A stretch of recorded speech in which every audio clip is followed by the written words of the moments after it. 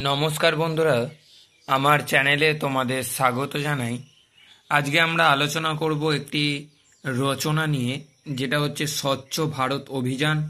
তাই এই স্বচ্ছ ভারত অভিযান প্রবন্ধটি তোমাদের পরীক্ষায় অবশ্যই পড়বে, তাই তোমরা গুরুত্ব সহকারে ভিডিওটি শেষ পর্যন্ত দেখো।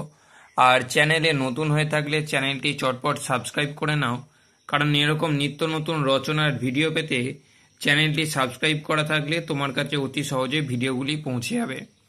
আর তোমরা যদি আরও রচনার ভিডিও যদি দেখতে চাও, তাহলে আমি নিচে ডেসক্রিপশান বক্সে লিংক দিয়ে দেব, অথবা উপরের আই বাটনে দেওয়া থাকবে, তোমরা সেখান থেকে দেখে নিতে পারো। তাই আজকে আমরা আলোচনা করছি স্বচ্ছ ভারত অভিযান। ওপরে তোমরা হেডিং করলে, এরপর তোমরা পয়েন্ট দিয়ে লেখার চেষ্টা করবে। ভূমিকা পয়েন্ট দেবে। সম্প্রতি ভারত সরকার জাতীয় উন্নতির ক্ষেত্রে বিভিন্ন সময়ে যে ভিন্ন ভিন্ন কর্মসূচি গ্রহণ করে চলেছেন, তার মধ্যে অন্যতম হল স্বচ্ছ ভারত অভিযান।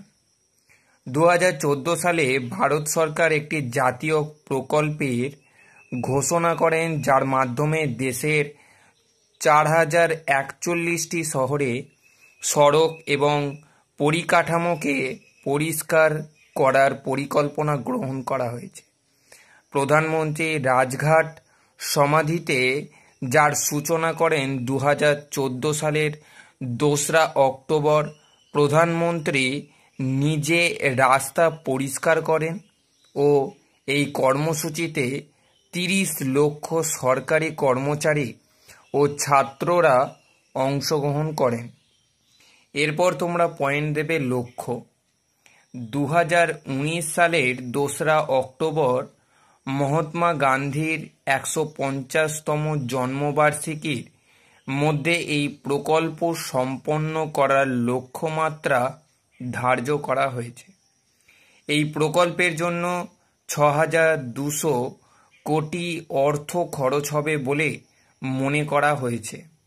সমস্ত সংকীর্ণ রাজনীতির ঊর্ধ্বে উঠে জাতীয়তা বোধে উদ্দীপ্ত হওয়া এই প্রকল্পের উদ্দেশ্য বলে জানানো হয়েছে। এরপর তোমরা পয়েন্ট দেবে প্রেক্ষাপট।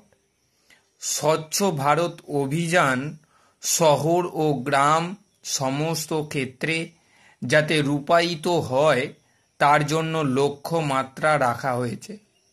গ্রামীণ স্বাস্থ্য বিধান কর্মসূচি প্রথম গৃহীত হয়েছিল 1954 সালে, কিন্তু 1981 সালের জনগণনায় প্রমাণ হয় মাত্র 1% গ্রামের মানুষ এই সুবিধা পেয়েছে।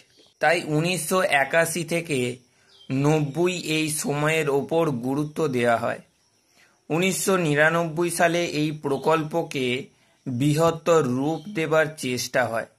সমস্ত মানুষকে স্বাস্থ্যবিধির মধ্যে এনে শিক্ষা, স্বাস্থ্য ও যোগাযোগ ব্যবস্থাকে উন্নত করে। এজন্য দারিদ্র্য সীমার নিচে বসবাসকারী মানুষদের জন্য আবাসস্থল ও শৌচাগার নির্মাণ করে দেবার সিদ্ধান্ত হয়। স্বচ্ছ ভারত অভিযান আসলে 1999 সালের নিবিড় স্বাস্থ্যবিধান প্রকল্পের বিস্তৃততর রূপ, যা 1 এপ্রিল 2012 থেকে চালু হয়। আসলে এই প্রকল্পের মাধ্যমে ভারতের সমস্ত মানুষকে পরিচ্ছন্ন স্বাস্থ্যসম্মত জীবন যাপনের জন্য সচেতনতা বৃদ্ধি করাকেই গুরুত্ব দেওয়া হয়েছে। এজন্য বিজ্ঞানসম্মত উপায়ে বজ্র ব্যবস্থাপনা ও পরিবেশ বান্ধব স্বাস্থ্যবিধির ওপর জোর দেওয়া হয়েছে এবং 3টি স্তরে প্রয়োগের লক্ষ্য রাখা হয়েছে। এরপর তোমরা পয়েন্ট দেবে প্রয়োগ।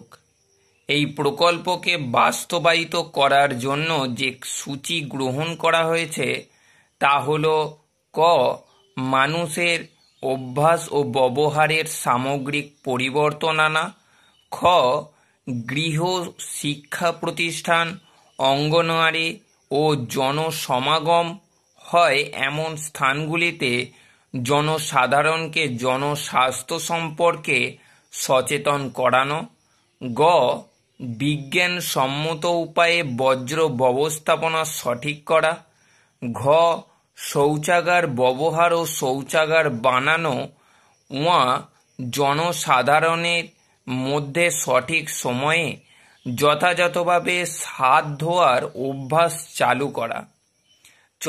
বৈজ্ঞানিক ও স্বাস্থ্যসম্মত উপায়ে মানুষের জীবনধারণের মৌল উপাদানগুলিকে সঠিক ব্যবহার।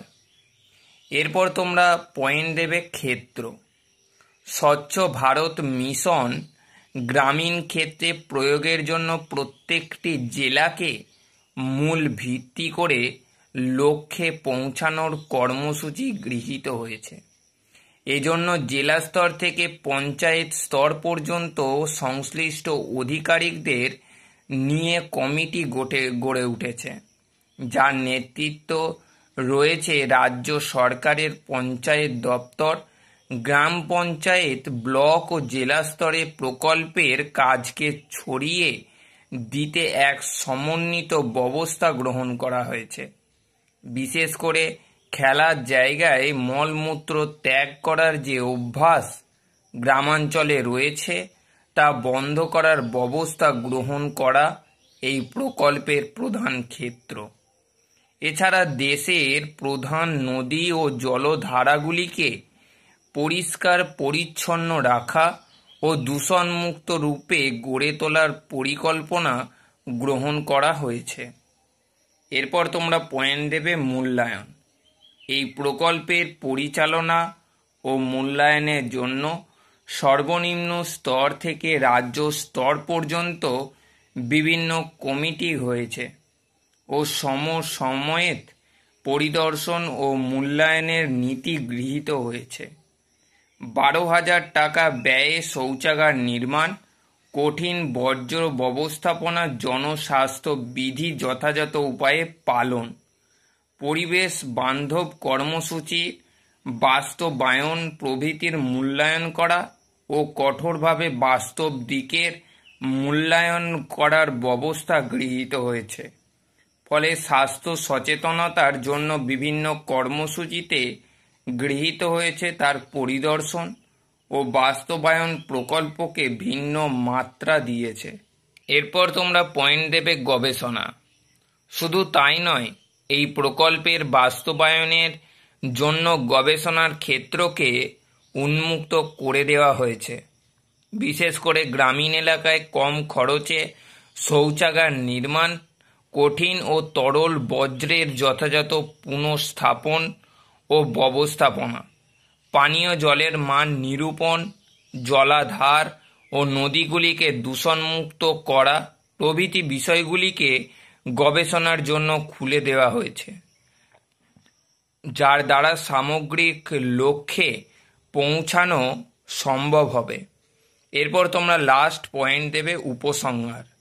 সুতরাং যতত্র মলমূত্র ত্যাগ করার অভ্যাস দূরীকরণ, শৌচাগার নির্মাণ, যথাযথভাবে হাত ধোয়া, পরিষ্কার পরিচ্ছন্নতার প্রতি মনোযোগ দেওয়া, কঠিন ও তরল বর্জ্যের যথাযথ ব্যবস্থাপনা, বৈজ্ঞানিক ও স্বাস্থ্যসম্মত উপায়ে পরিবেশ দূষণ সম্বন্ধে সচেতন হওয়া, জনস্বাস্থ্য বিষয়ে সচেতন করা এবং যার দ্বারা স্বচ্ছ ও সবুজ ভারতের স্বপ্ন দেখিয়েছিলেন বর্তমান সরকার মনে করে এভাবে এগোলে গান্ধীজির সেই লক্ষ্যে পৌঁছানো একান্তভাবেই সম্ভব।